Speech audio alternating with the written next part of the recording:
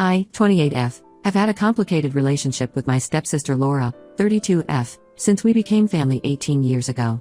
My mom passed away from cancer when I was 8, and my dad married Laura's mom when I was 10. Laura was 14 at that time and made it clear from day one that she wasn't happy about having a new sister. Growing up, Laura always treated me like I was beneath her. When we were younger, she would exclude me from her activities, make fun of me in front of her friends, and sometimes even break my things and blame it on me. My dad never saw this side of her because she acted perfectly sweet whenever adults were around. He was so focused on making his new marriage work that he always took Laura's side in any conflict, probably to show his new wife that he cared about her daughter too. Laura's mom, my stepmom Susan, wasn't much help either. She would just tell us to work things out ourselves. I think she felt guilty about moving on after Laura's dad abandoned them, so she let Laura get away with everything. The dynamic was always the same. Laura would do something mean, I would complain, Dad would say I was being oversensitive, and Susan would stay quiet. Things got a bit better when Laura went to college because we didn't have to see each other much. She met Martin, 35M, in her senior year, and they got married right after graduation. Martin comes from a wealthy family and works as a sales executive at a big company. He always seemed nice enough but very disconnected from family stuff. Laura got a job as an HR manager at a tech company, and they had 2 kids, Jake, 6M, and Emma, 4F. I live alone in an apartment about 15 minutes away from them. I work as a freelance graphic designer, which means I work from home but have lots of client meetings and strict deadlines. The problem started about 8 months ago when Laura suddenly started asking me to watch her kids. At first, it wasn't too bad. She would call a few days in advance asking if I could watch them when both she and Martin had late meetings. I agreed because I genuinely love my niece and nephew. Jake is a smart kid who loves drawing with me, and Emma is the sweetest little girl who always gives me hugs. Plus, I figured helping out once or twice a month wasn't a big deal. But then Laura started taking advantage. The requests became more frequent, and the notice got shorter. She would call me an hour before dropping them off, sometimes not even calling, just showing up at my door. If I said I had work, she would say things like, "You work from home, you can be flexible, or it's just for a few hours." She never seemed to understand that working from home doesn't mean I'm available 24/7. 3 months ago, I had to cancel a video call with my biggest client because Laura dropped the kids off 10 minutes before the meeting. When I told her later that she can't do this, she just laughed and said, "Oh come on, you can always reschedule work stuff. We're family."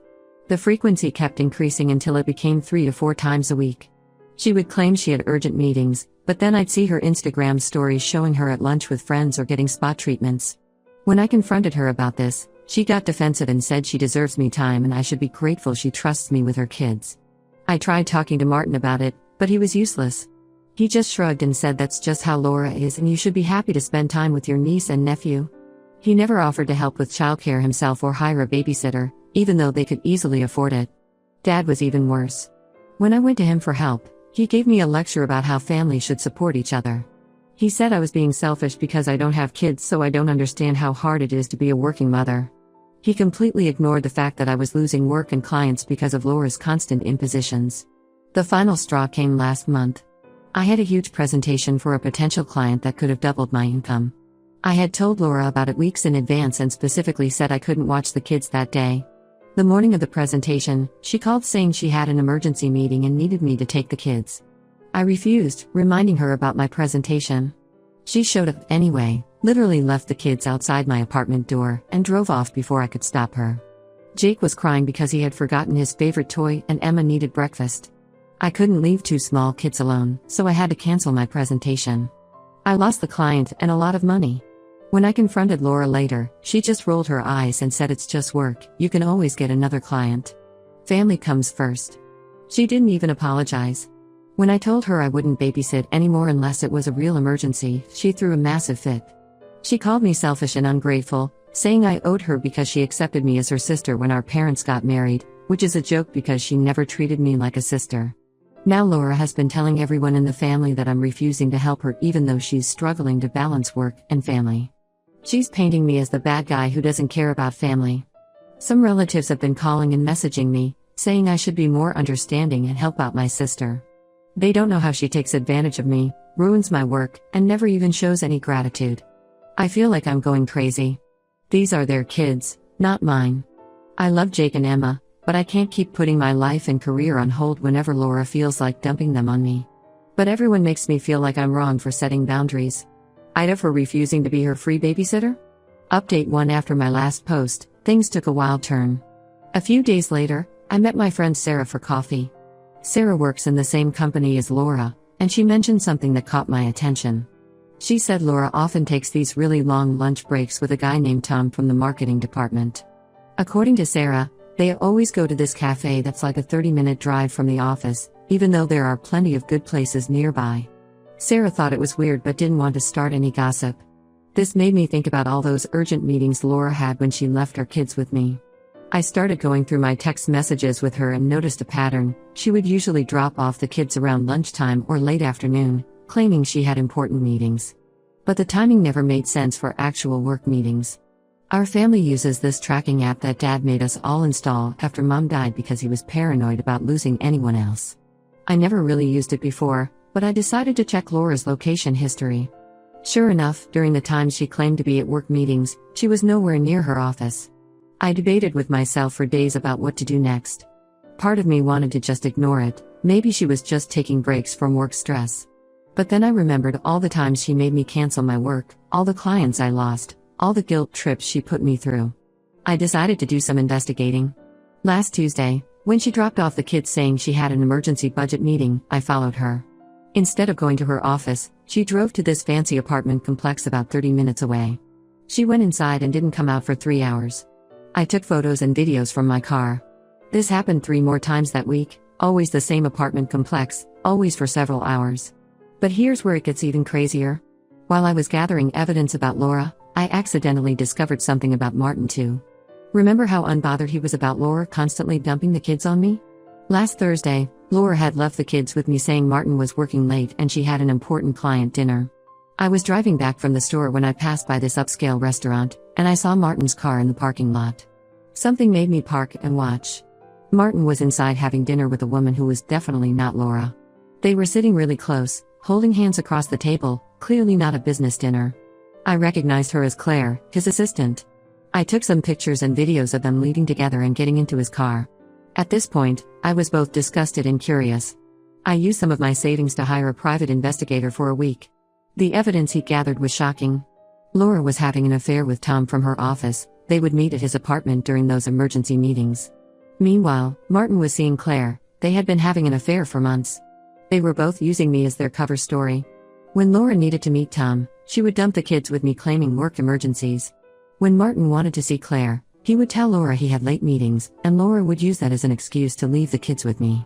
They were both lying to each other, and using me and their innocent kids to do it. The worst part was remembering all the times Jake would ask me why Mommy and Daddy were always so busy. Emma would cry at bedtime sometimes, saying she missed her parents. These poor kids were suffering because their parents were too selfish to even hire a proper babysitter. They used me because they knew I wouldn't ask too many questions. Yesterday, I finally reached my breaking point. I compiled all the evidence, photos, videos, location histories, timestamps, everything, and went to see my dad. I wanted him to see who he had been defending all these years. I showed him everything.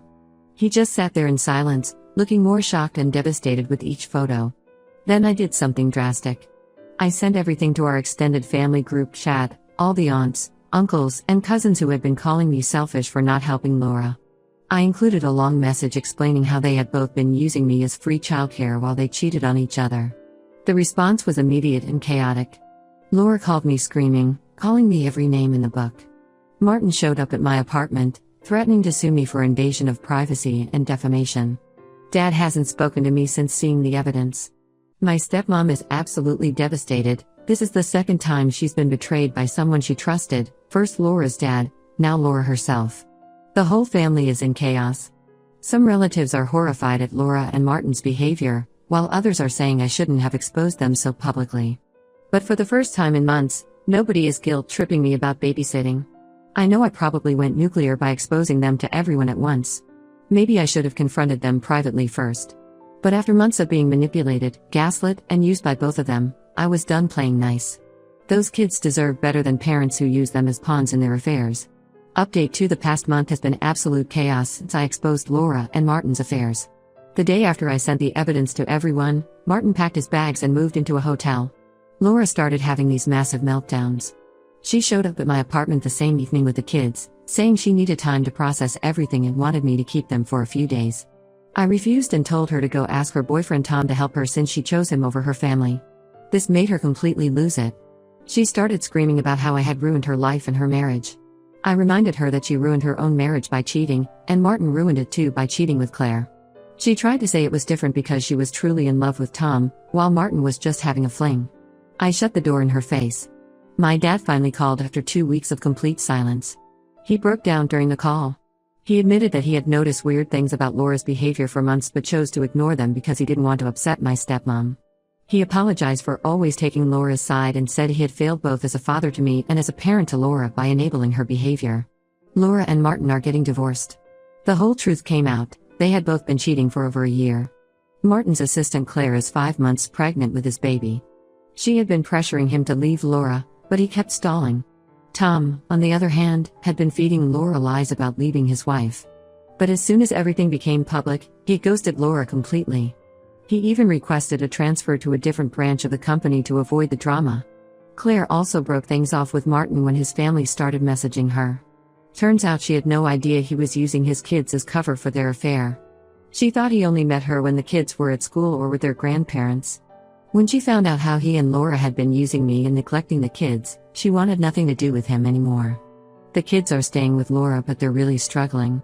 Jake's teacher called because his grades were dropping and he had become withdrawn in class. Emma has started having tantrums and crying fits, especially when it's time for Martin's visitation. Laura tried to blame me for traumatizing her kids by exposing everything, but our relatives shut that down fast. They pointed out that she and Martin traumatized their kids by prioritizing their affairs over their children's well-being. My stepmom had a complete breakdown and moved in with her sister temporarily.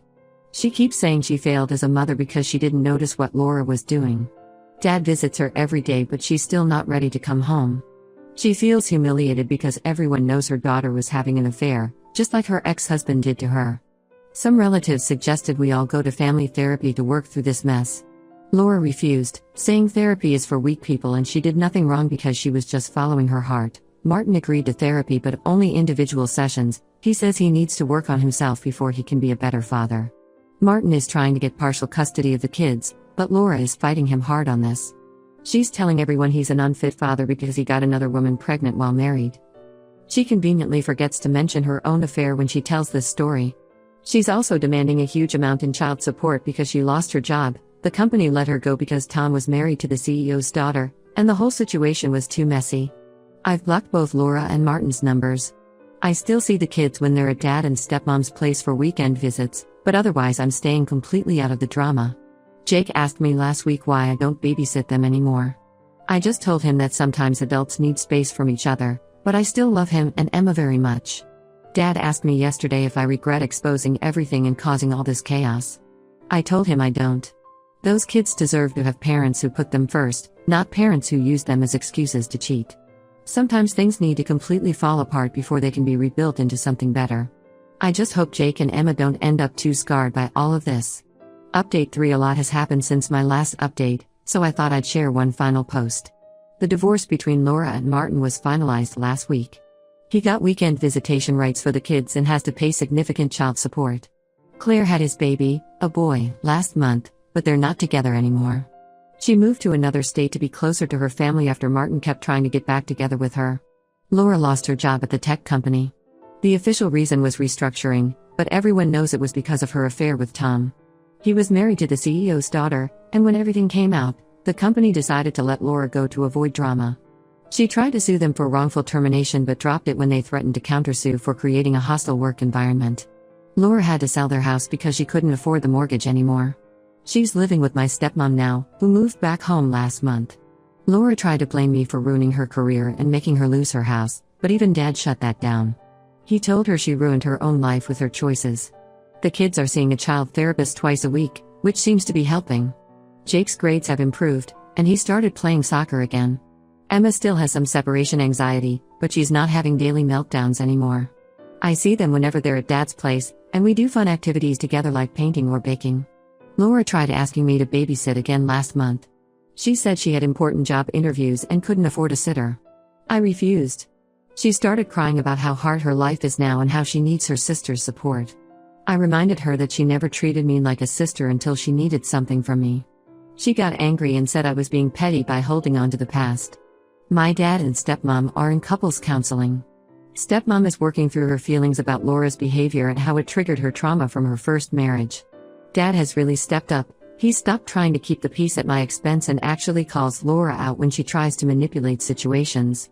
Yesterday, Laura sent me this long message about how much she misses the relationship we had as kids, which is funny because we never had a good relationship. She said she's changed and realized her mistakes. She wrote about how she's in therapy now and understands that she has attachment issues from her dad abandoning her. She wants to rebuild our sisterly bond and make things right. I left her on read. Some of our relatives think I should forgive her since she's struggling and trying to change. They say she's been punished enough by losing her marriage, job, and house. But I remember how she used her own children as cover for her affair. I remember how she made me lose clients and income without a second thought. I remember all the years of her treating me like I was nothing. I don't hate Laura anymore, that would require too much energy. I just don't want her in my life. She can work on herself and become a better person, but that doesn't mean I have to be part of her journey. My business is doing great now, I'm dating someone who respects my time and boundaries, and I have peace in my life. Sometimes cutting toxic people out of your life is the best thing you can do for yourself, even if they're family. The only contact I plan to maintain is seeing Jake and Emma when they're at Dad's place. They're the innocent ones in all this, and I want them to know they'll always have an aunt who loves them, even if I don't love their mother.